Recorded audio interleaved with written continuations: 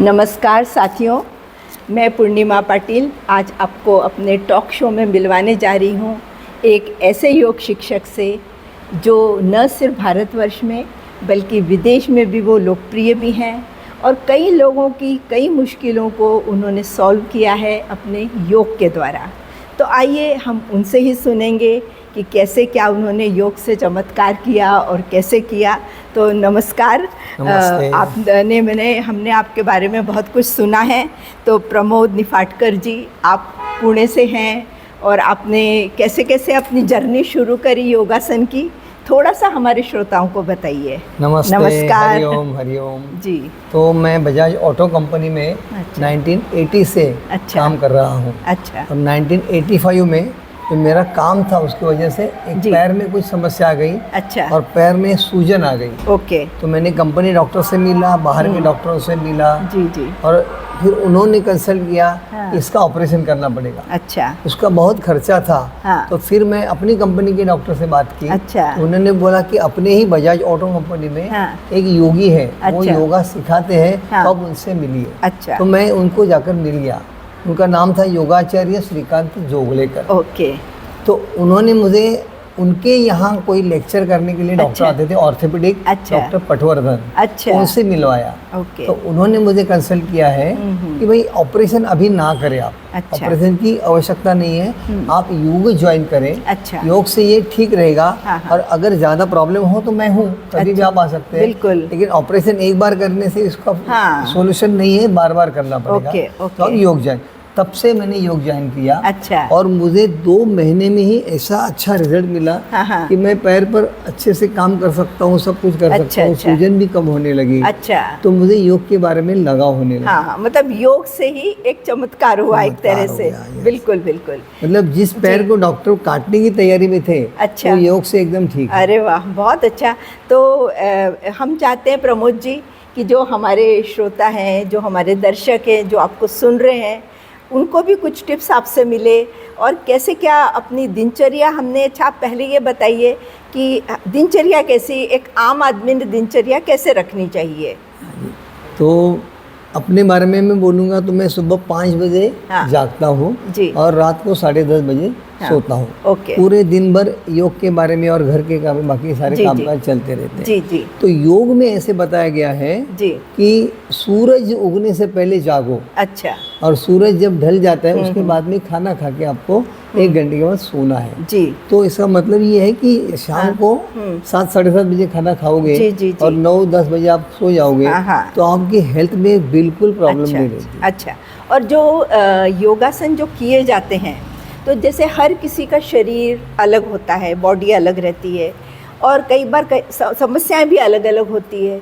तो एक योगासन जब शुरू किया जाए तो एकदम से शुरू किया जा सकता है या फिर according to our body need वैसा करना पड़ता है, या फिर एक सामान्य तौर पे सभी आसन हर कोई कर सकता है, इस बारे में थोड़ा सा बताइए। तो योग सभी उम्र के लोग कर सकते हैं जी। योग के ग्रंथों में लिखा भी है कि युवा वृद्धोति वृद्धो वा व्याधितो दुर्बलोपि वहा। अच्छा। अभ्यासात सिद्धिमाप्नोति सर्व योगेषु तंद्रिता। ओके। बस आदमी ने अपनी उम्र का और अपनी सेहत का विचार करके उसके अनुसार योग करना चाहिए। अच्छा। Yoga is the process of normalization. आपको तकलीफ ज़्यादा है तो नॉर्मल हो जाएगी, कम है तो नॉर्मल आ जाएगी। अच्छा अच्छा। तो इसके लिए हेल्थ के अनुसार योग करना बहुत जरूरी है। बिल्कुल। मतलब ज़्यादा उम्र के हैं तो थोड़े हल्के फुल्के आसन। जी जी। और यंग है तो सूर्य नमस्कार और थोड़े कठिन आसन भी कर सकते हैं। बिल्कुल। यानी यंग एज में तो ऐसा है कि सभी आसन करते रहो तो उसका बेनिफिट मिलेगा। लेकिन एक एज के बाद यदि हम शुरू कर रहे हैं तो हमको थोड़ा पता करना चाहिए कि हमारी शारीरिक क्या समस्याएं हैं। तो जैसे कि कईयों को स्पॉन्डिलाइटिस होता है या वर्टिगो रहता है, उन्हें यदि ना पता रहा और उन्होंने नेक की एक्सरसाइज कर ली, हो सकता है वो दर्द और बढ़ जाए। तो ऐसा कुछ है क्या? सही है, बहुत सही। आपने जो जानकारी दी है वो बहुत सही है। क्योंकि अपनी तकलीफ के अनुसार ही योग करना चाहिए। आप सभी जानते हैं कि कपालभाति बहुत अच्छी प्रक्रिया है। पर आपकी बीपी शुगर है, आपको हार्ट की प्रॉब्लम है और आप कपालभाति करोगे तो आपकी बीमारी बढ़ेगी। इसलिए लड्डू कितना भी अच्छा है, कितना खाना चाहिए ये भी महत्वपूर्ण है। हर कोई नहीं खा सकता है। ये बात है। बराबर तो इसलिए एक योग संजीवनी ऐसे हमारे गुरुजी ने एक पैकेज तैयार किया है। अच्छा। वो खास जो लोगों को बीमारियां हैं, जो ज्येष्ठ नागरिक हैं, lumbar spondylosis, cervical spondylosis, knee pain, shoulder pain, heart की बीमारी, ब्लड प्रेशर की बीमारी, इनके लिए ये बहुत अच्छा पैकेज है। अच्छा अच्छा। इसका नाम है योग संजीवनी। अच्छा। और योग में ऐसा है कि योग और व्यायाम इसमें बहुत फर्क है। अच्छा। तो व्यायाम को हम जल्दबाजी से जोर झटका लगा के करते हैं, योग में ऐसा नहीं है, फास्ट है वो। हाँ, स्थिर सुखम आसनम, संत गति से करो, अपनी क्षमता के अनुसार करो, ज्यादा झटका नहीं करेंगे और रोज थोड़ा थोड़ा उसमें प्रगति करते जाए। और मुझे तो लगता है योगासन का जो हर आसन है, जितना धीरे से करते हैं उतना उस अंग पर जो एक तनाव आता है तभी उसका बेनिफिट मिलता है। बराबर है। जैसे कोई भी आसन को कुछ समय तक स्थिर रहना बहुत जरूरी है, क्योंकि हम करते हैं और उस अवस्था में जब चलते हैं, समझ लीजिए कि आपने फॉरवर्ड बेंडिंग किया है, तो पेट में जितने ऑर्गन्स है उसमें जो दबाव आता है कुछ समय रहना चाहिए। अच्छा। हर एक आसन का एक समय है, करेक्ट। तो उतना समय रहे तो अंतस्त्रावी जो है वो अच्छे से सिक्रेट होने लगती है और फिर पाचन तंत्र अच्छे से। हाँ, यानी पाचन ग्रंथि पर वो दबाव आता है और जो सिक्रीशन होता है वो हमारी सहायता करता है पाचन के लिए। तो वो भी ज्यादा नहीं होना चाहिए, हम ज्यादा करोगे तो पेट दर्द हो जाएगा। तो गुरु के मार्गदर्शन से ही होना बहुत जरूरी है। यानी मुझे लगता है जो आप बता रहे हैं कि एक गुरु जो कि बहुत अच्छा शिक्षण दे सकता है, उनसे हम पहले प्रशिक्षण लें, उसके बाद जब हम अच्छी तरह इसमें पारंगत हों तो फिर खुद भी किया तो चलता है।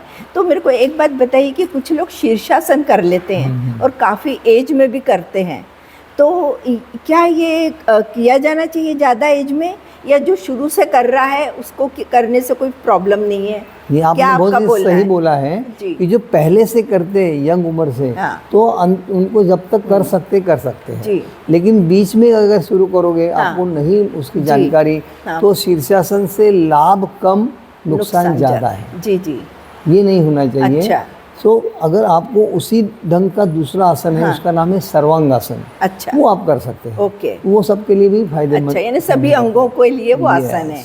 अच्छा, तो ये बताइए कि कईयों को ना घुटने की बड़ी तकलीफें ज़्यादातर लोगों को होती है, और एक सर्टन एज के बाद बहुत सी लेडीज़ जो हैं, महिलाएं हैं, पुरुष में भी सब में रहती, पर महिलाओं में शायद ज़्यादा होता है कि घुटने दुखते हैं या चलने में उनको तकलीफ़ होती है। तो ऐसे समय पर कैसे योगासन सहायता कर सकते हैं? तो ये थेरेपेटिक योग थोड़ी अलग बात है। अच्छा। तो अलग अलग बीमारियों के लिए योगासन भी अलग अलग है। अच्छा। तो घुटनों के दर्द के लिए भी अलग योगासन है। अच्छा। तो वो अगर आप करोगे तो आपको वो दर्द से छुटकारा मिल जाएगा। अच्छा। क्योंकि बहुत सारे ऑर्थोपेडिक डॉक्टर्स भी जो दूसरों को सलाह देते हैं कि घुटनों का ऑपरेशन करो, वो खुद अपना नहीं करते हैं। अच्छा। ज्यादातर वो इस प्रकार के योगा और नेचुरोपैथी, इससे वो ठीक कर देते हैं। वो कौन सा योगासन होता है? वो घुटनों के प्रकार है, उसको जानु संचालन ऐसे उसका नाम है। क्या नाम है? जानु यानी कि अच्छा, जानु संचालन। जानु और संचलन मतलब हलचल। अच्छा। तो जानु संचलन के कुछ 12 प्रकार। अच्छा अच्छा। वो करेंगे तो आपको बहुत अच्छा छुटकारा। यानी आपको ऐसा लग रहा है कि यदि हमारी जो भी जैसे हार्ट संबंधी समस्या है या लिवर या लंग, तो इन सभी के लिए अलग अलग आसन हैं।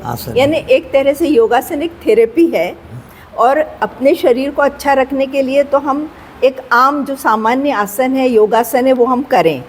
लेकिन यदि हमें कोई रोग है, बीमारी है, कोई परेशानी है, तो हमने एक थेरेपेटिक ये करना चाहिए, ऐसा आपका बोलना है? शुरू में ऐसे करना जरूरी है, क्योंकि योग प्रत्यक्ष रूप से एक आध्यात्मिक विद्या है। अच्छा। आत्मा और परमात्मा का मिलन ऐसे बोला जाता है। अच्छा। लेकिन जो हम आधुनिक जीवन में आ रहे हैं, तो वो अगर योगासन का अभ्यास करना चाहते हैं तो उनको तो समाधि की आवश्यकता नहीं होती, उनको अपनी हेल्थ चाहिए। ये तो सही बात है ना, हम तो ऋषि मुनि है नहीं।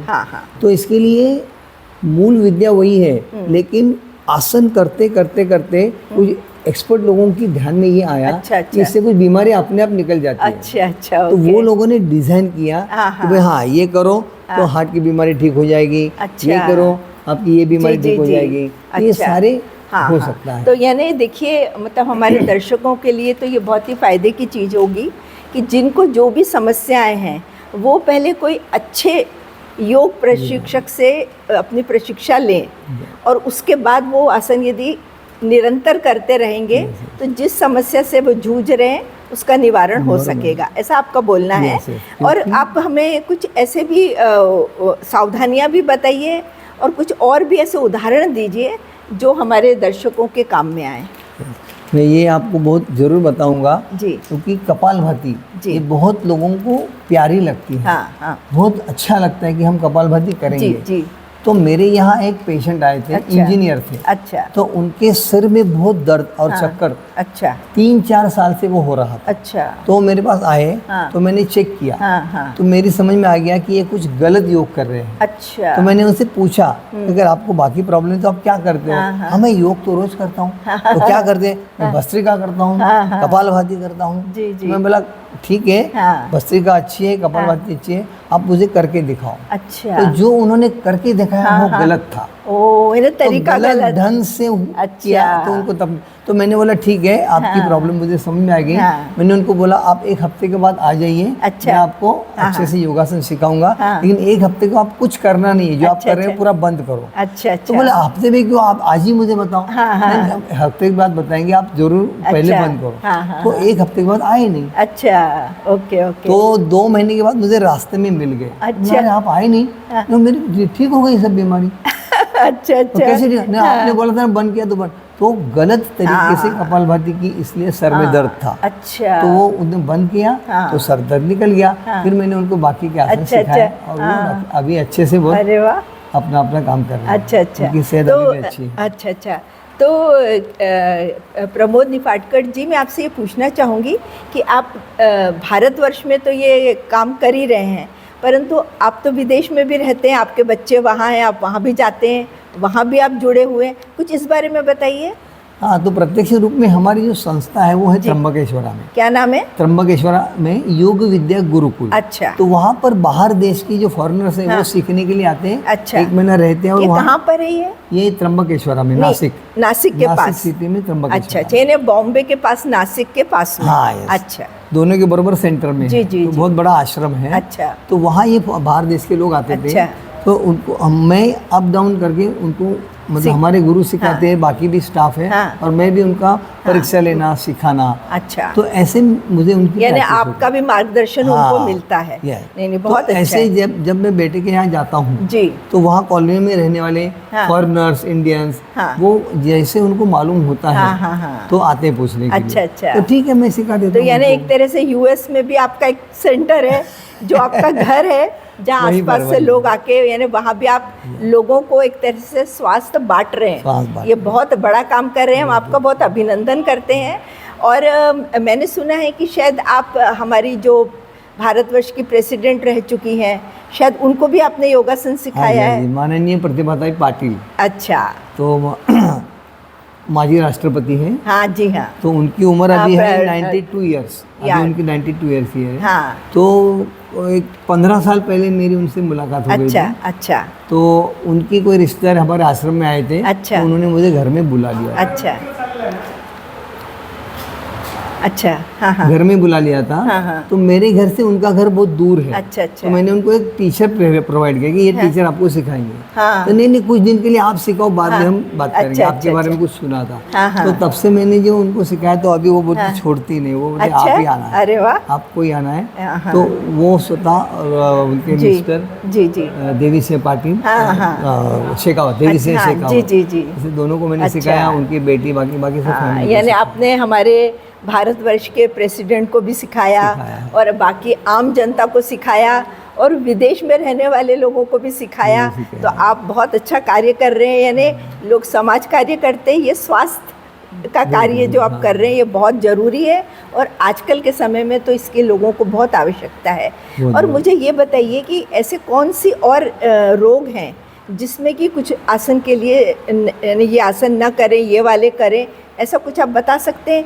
जैसे कि मैंने कई बार देखा है कि कुछ बीमारियां ऐसी हुई हैं कि जिसमें लोगों ने गलत आसन कर लिए और उससे उनकी तकलीफ़, जैसे आपने अभी बताया, बढ़ गई थी।